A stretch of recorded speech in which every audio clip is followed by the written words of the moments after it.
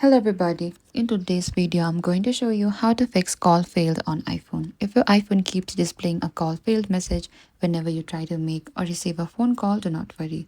So this problem can be fixed.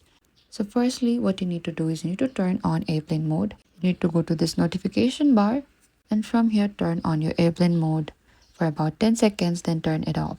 This refreshes your connection to your mobile network. And if the problem continues, you need to restart your iPhone. A simple reboot can often fix temporary software glitches that can interfere with phone call. And next is you should also check for a carrier setting update. Go to your settings and over here you need to go to this general, then select about.